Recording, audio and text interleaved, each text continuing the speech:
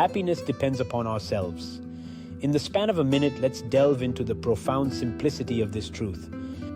Happiness, often sought in external sources, truly springs from within. It's not found in possessions, accolades, or even other people.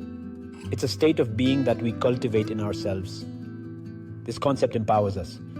It places the key to our happiness in our own hands.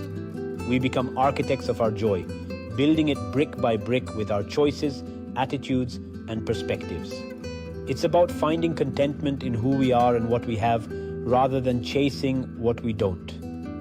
Realizing that happiness is an inside job changes everything. It shifts our focus from seeking external validation to nurturing our inner peace. It's about creating a life that feels good on the inside, not just one that looks good on the outside. As we conclude this minute, carry this thought with you. You are the creator of your happiness.